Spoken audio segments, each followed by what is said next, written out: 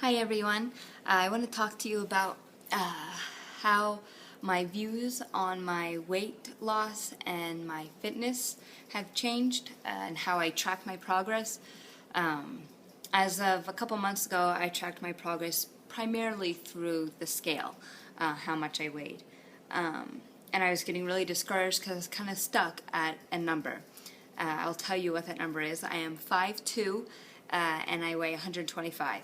I've been 125 for quite some time, and the reason I'm frustrated with that is, or I was frustrated with that, was because pre-pregnancy I was 115. So I felt like I still had apparently 10 pounds to lose to get back to pre-pregnancy weight.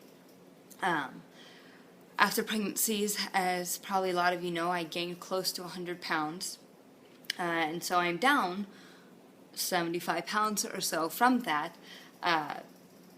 But I still felt like the scale was telling me I'm 10 pounds more than what I was before I had Bella. So it wasn't until about a month or so ago that I started realizing that I'm actually don't need to lose any more weight per se. That if I lost any more weight on the scale, that it actually wouldn't be good for me. How do I know this?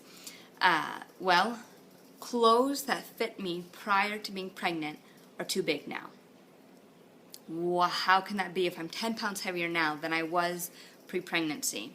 The reason is because I have more muscle mass now. A pound of muscle is smaller than a pound of fat. A pound of muscle is about the size of a baseball. A pound of fat is about the size of a grapefruit. So when you compare that, the reason I'm 10 pounds heavier is because I've got more muscle mass to me. I didn't do any kind of strength training pre-Bella. All I did was some sort of cardio. So I didn't have any muscle mass to my body. I wasn't toned. I didn't have any strength to my body. And another way that I can tell that I'm thinner now than I was pre-pregnancy is that when I was standing with my legs hip distance apart, there was no gap between my thighs. My thighs have always touched, and I've always said it was because I have thicker thighs, a thicker bottom, and I attributed that to running, which is wrong. But now, when I am standing at my feet are hip width apart, there's a finger space between my thighs. 10 pounds heavier, and there is now a gap in between my thighs.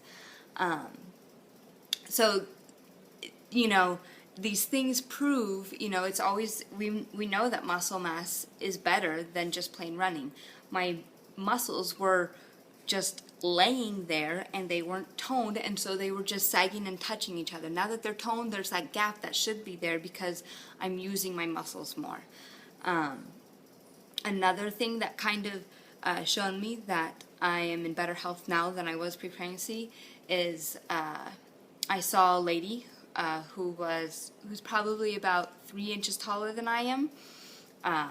I found out that she weighs 10 pounds lighter than me, the 115, and yet she doesn't look skinnier than I do.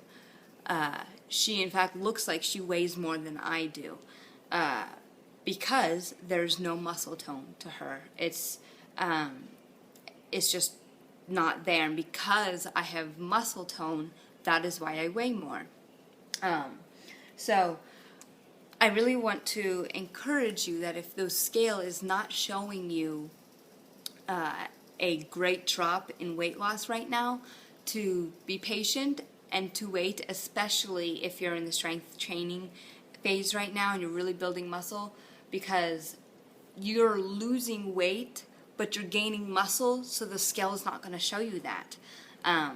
What you should be looking at is you should be looking at your clothing. How does your clothes fit? Are they getting baggier on you?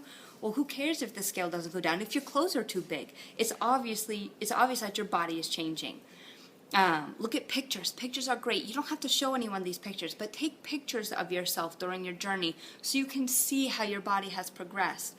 By doing that, you see how your body is actually changing.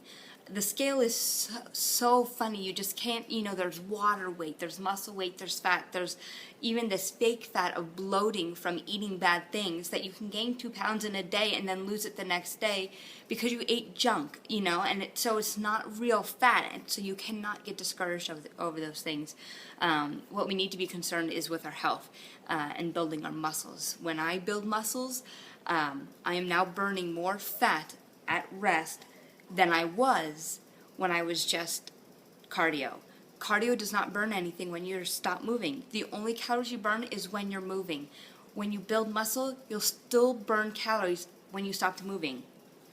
I mean, it's kind of a no-brainer. If you want to get more bang for your buck, you have to strength train. So I want to encourage you to get 3 to 5 days of strength training in a day. Cardio is still good. It's still great for your heart. It's still great for cutting out all that fat out of your body. But you really have to add the strength training. It's good for your bones, it's good for your muscles, it's good for your health. So if you have any questions on how to incorporate strength training into your routine or different ways of doing it that are more interesting to you, I have tons of different ways that you can add strength training that are the non-conventional lifting weights type of ways.